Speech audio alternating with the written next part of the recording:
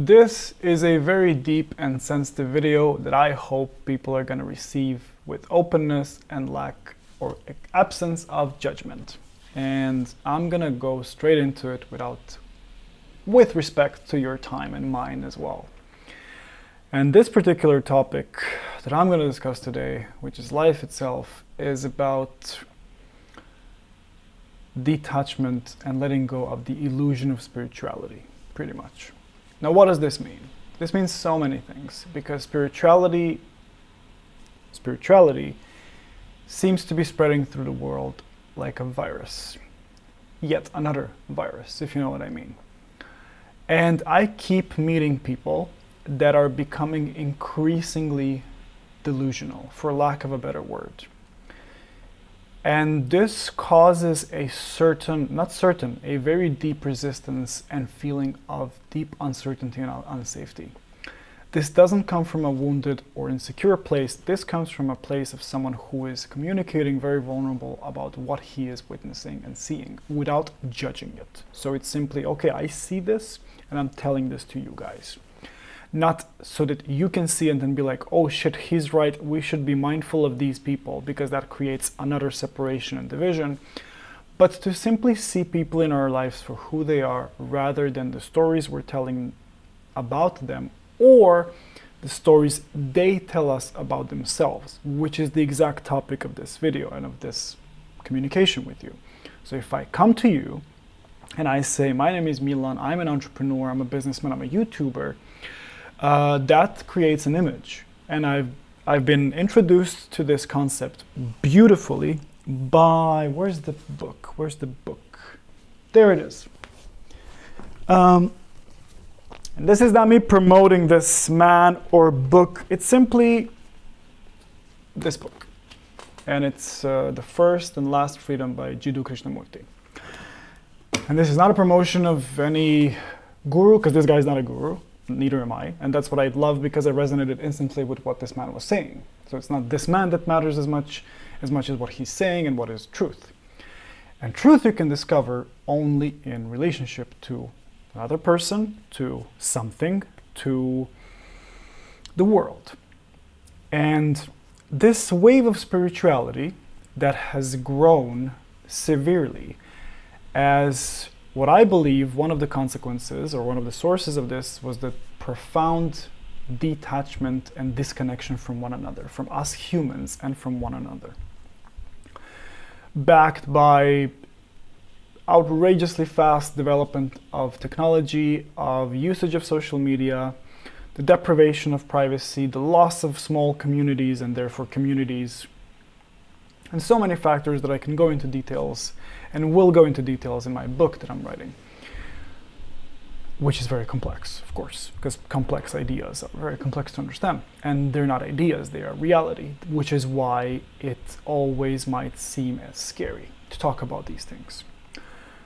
Namely, I've been meeting a lot of people lately, some of whom are my former friends, and label doesn't matter. What matters is the relationship. And please always have that in mind. It's our relation to each other that matters, rather than the label we have. Like, you're a friend, you're a brother, you're a lover, you're a wife, it doesn't matter. What matters is the relation, and the love, and the respect, and all these things that we feel fundamentally. I've been meeting a very concerning number of individuals, both men and women, and no, there's no more sexes than two, that exhibit a certain pattern of behavior. And that pattern of behavior is self-delusion to the point of total isolation from the world, while convincing oneself that one is happy and content and feeling good. Whereas I wish for people to feel content and good. It is crucial at the same time to share that with someone else, because by communicating with each other and reflecting at each other how we feel, and thus affecting each other, we are able to form healthy communities and see what is reality and what isn't. So for example, I was at a party a few days ago and I saw people who in my eyes were totally out of it, just talking about chakras and chakra systems and energy and aura and all these things that both you and I heard. Now, the problem with that is the relationship to that word. Now, let me give you an example. So if I take this pair of glasses and I say glasses, to me these glasses have an extremely big value for many reasons, and I'll name two. One of the reasons is that it's given to me by someone I love and care about very much, and that's why I wear them. I also wear them that they're very good quality and they let me see better. And when there is sun outside or some light, they get a bit darker, so I can be cool. The other reason is that I need them to see. Literally need them to see. So they are very vital to me. They're very important to me. Now, if you look at these glasses to you are perhaps just another pair of glasses. Now, imagine two people coming together and speaking about glasses, not having the idea of what those glasses are, truly are, and what the meaning of those glasses is to each other. Now imagine a third imaginary concept called spirituality, or call it whatever you want. The name doesn't actually matter that much. So imagine, or rather do this in real life so this can feel more real to you. So come to someone and simply talk about something and ask them genuine questions about it. So for example, if someone comes to me and says, your root chakra is not healed. First of all, that's a projection. And second, what is root chakra and what does it mean to be healed? And these are all logical questions to ask for people who, and forgive me for using this word, are delusional. Because what you will notice with delusional people, and this is not limited to so-called spirituality or yogic practices, this just happens to be something I witness, and this is the type of people I have interactions with. It can be sports, it can be cars, it can be dogs, it can be whatever it wants to be. But if we talk about something, and you have a different set of values, value systems, thus reality and experience, and we speak about something that is in between us. So you're here and I'm here, and we speak about yoga. And yoga has a totally different meaning to you than it does to me. You can put so much meaning on yoga to make it your life's goal and purpose. Whereas to me, yoga might be just something that's out there and available to practice. For as long as both of us can coexist in that space and not be at each other's throats, because of our different perspectives and understandings of yoga, we coexist. The problem, sorry, I need to postpone my focus mode. Yes, now I can continue recording because my phone is limited to increase my productivity. And this is a really good reminder. Now imagine two people who come together and they say, I see aura around you.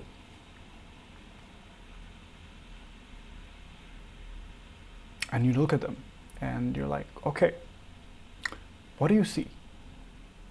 I see blue. Now, since you're an emotional being, you're gonna feel maybe uncomfortable when someone comes to you and says, I see blue around you. Because you don't. Like, you look at yourself and you don't see blue around you. Like, there's no blue. But the brain is so powerful, and we are so deeply connected with each other. And the nature of consciousness is, first of all, innocence and trust. So consciousness is very trusty, our consciousness, human consciousness.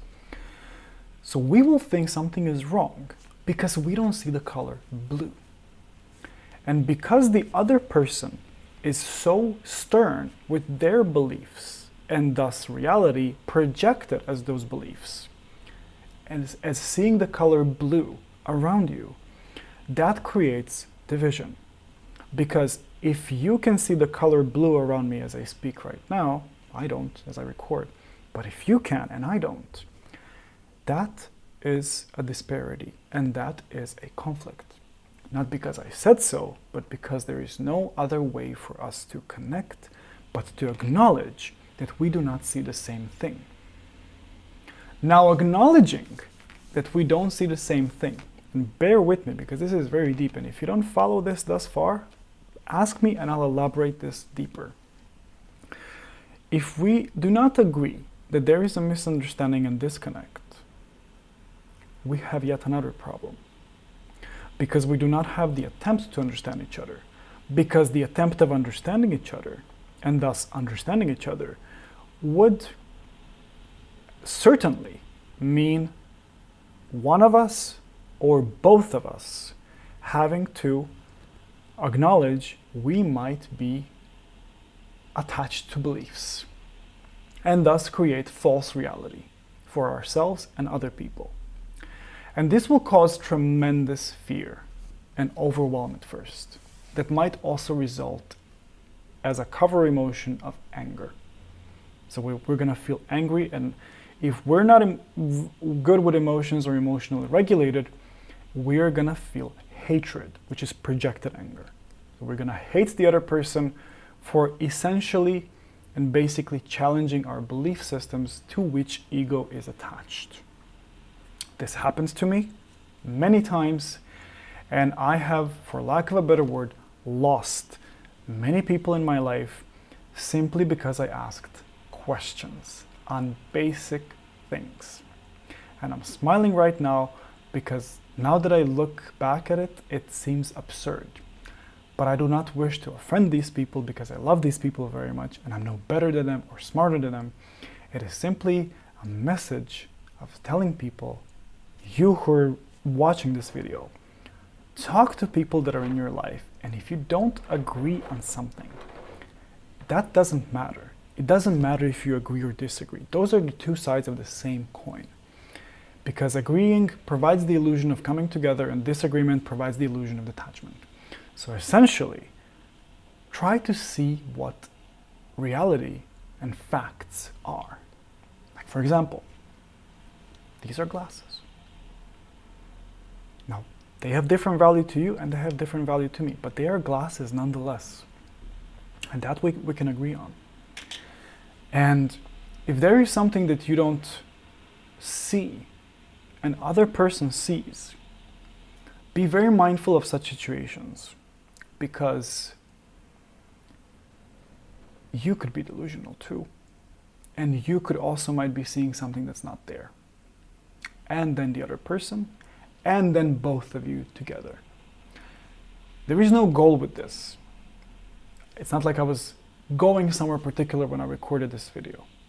As most things in life, I do things because they feel right in the moment, and I do this right now. And I record this video to share this with you, and I literally look at myself in the eyes to kind of feel more comfortable and communicate better.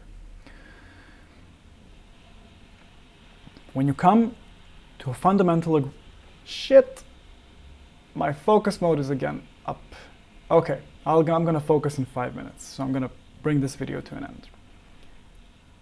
When meeting someone, or meeting a situation, meeting a person, meeting a challenge, see what moves and happens within you.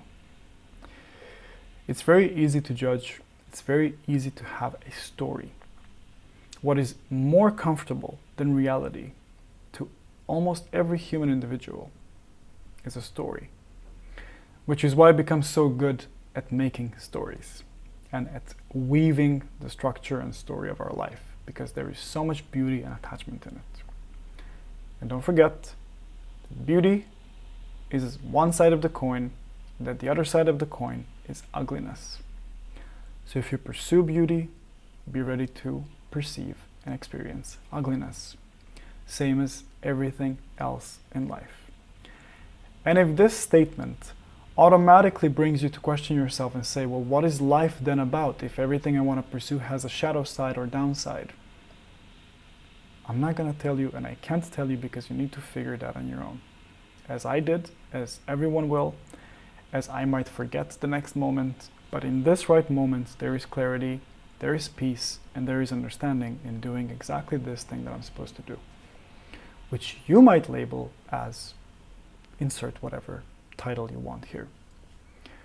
What matters is that we've met, that you've seen me, that this video reached you, that this message reached you, and that it did so because it was supposed to.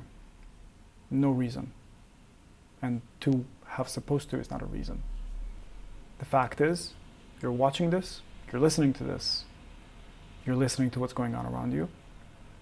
You are mindful of where you are, feeling what you're feeling. And based on what you're feeling, you know exactly what you need to do. There's no thought, there's no thinking, there's no process, there's simply relaxation. Thanks for watching this. Be in this. Stay in this.